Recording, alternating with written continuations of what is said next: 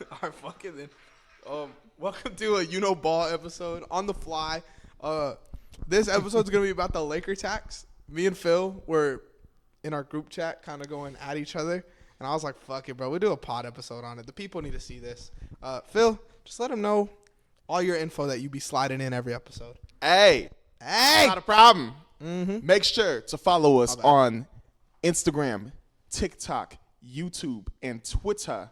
And also on Twitch and YouTube. Well, especially YouTube because we live stream now. Yep. A little bit more. We don't know the details of how many times we're gonna do it, but we're gonna have definitely more live streams for you. Make sure to like, subscribe, and follow Playbook Sports. And do we have an HQ by it or is it just Playbook Sports? HQ. That's on Playbook Sports HQ. Do it. Ring that bell. We here. I'm telling you. Bro, is that fly still around? Bro, that thing is And Deucer's got a mic now. Deucer, say what's up. What's up? Yeah. Let them know what happened before we started shooting. What happened? When we were playing the game. When we were playing Oh, MLB. yeah. So me and Anthony have been playing MLB. I'm going to take off. Me and Anthony have been playing MLB, and I absolutely destroyed him, and now he's trying to get me to say that he won, but that's not true. I was the Cardinals. I was the Cardinals. I was the Cardinals. Anthony was the Yankees, so he had the best team. I was not the Yankees. I did not see no Yankees logo anywhere on that screen. For that, we're banning Deucer merch. It was about to drop tomorrow. And Take his damn mic. I'm just kidding. Nah, Deucer merch coming soon. Now, Laker tax. So this conversation started after the Dejounte Murray trade. Oh, man. The trade was 2 first-round picks, Larry Nance and Dyson Daniels, correct? Yep. Actually, I think it was either 2 or 3 picks. I feel like that's a fair trade.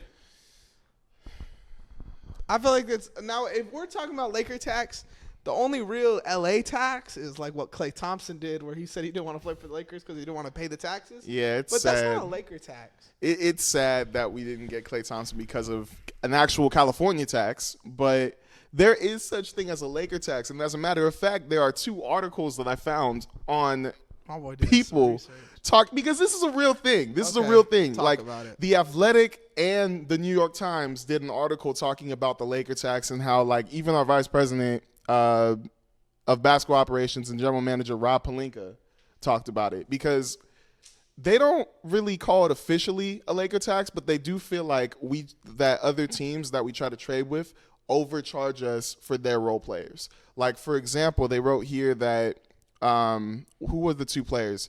Bruce Brown, Dorian Finney-Smith, Tyus Jones, Alex Caruso, and Andre Drummond. When we were trying to go after those type of players, they were asking for 1 or 2 first-round picks. And those How is that an over? Other than DFS. But then these players got one over besides Bruce Brown, but Dorian Finney-Smith, Alex Caruso, and Andre Drummond in trades before they went to their teams. I think it's Chicago Bulls.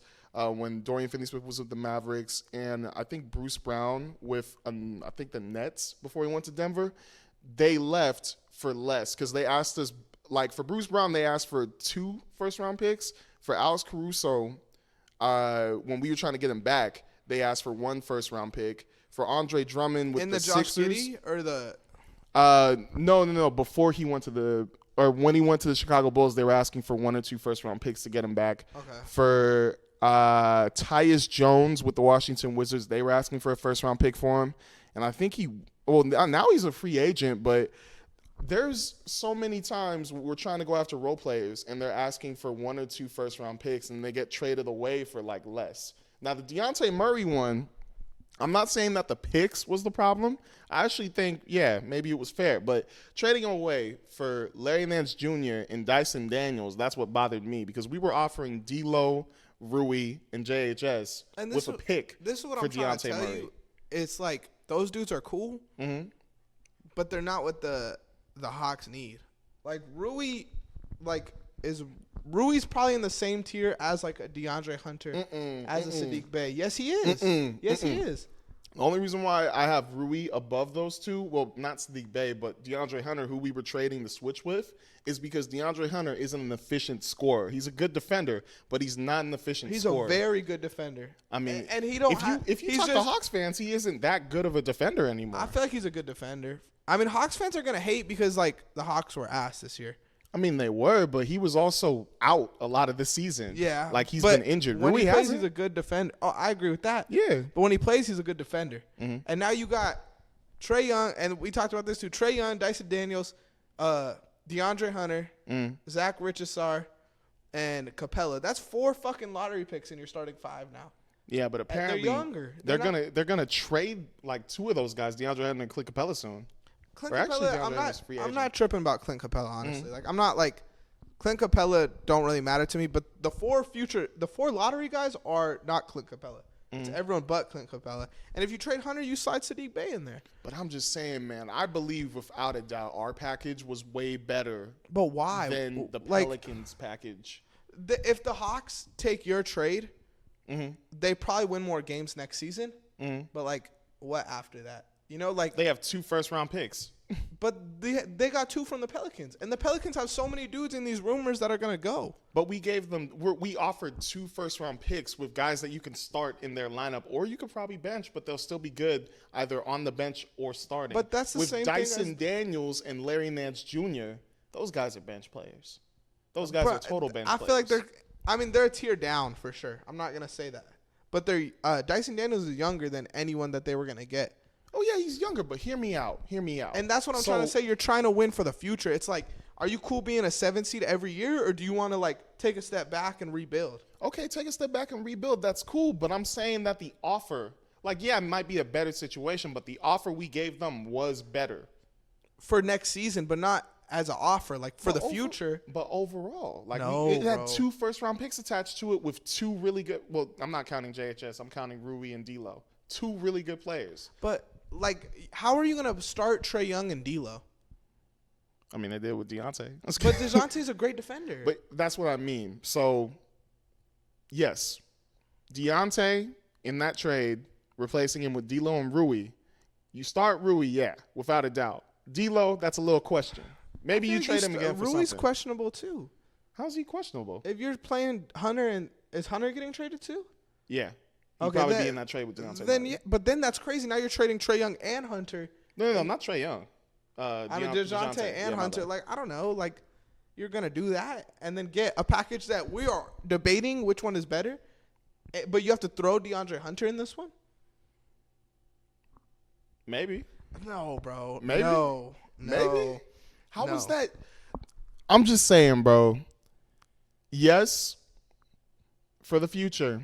The Larry Nance Jr., Dyson Daniels trade package prepares them for, I guess, what are you predicting? They're tanking this year? Not tanking, but you could be like a worse team. Like, if you trade for D'Lo and Rui, you're kind of putting yourself in the direction where, like, we kind of got to compete a little bit, you know? Because Dyson Daniels, Zachary Richardson, like, you have an excuse to kind of, like, okay, like, we have these young dudes, like, let's sit back. But if you trade away, like, for D'Lo, now it's like, all right, like, we got D'Lo. He's, like, what, 30, 29? 28 maybe? 27 to 28. Whatever he is, like, we got to, like, kind of, like, go in the direction of competing compared to Dyson Daniels, where now you have, like, a longer window to be, like, kind of chill back. I think your trade would make sense if they, like, still had Dejounte and Trae Young. Because now you have, like, these good role players and Trae Young and Dejounte.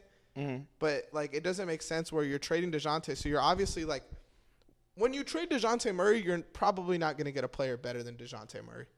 You know? So you got to take a step back.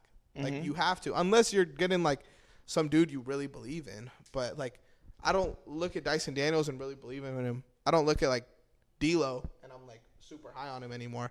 I don't look at, like, Rui and I'm super high on him anymore.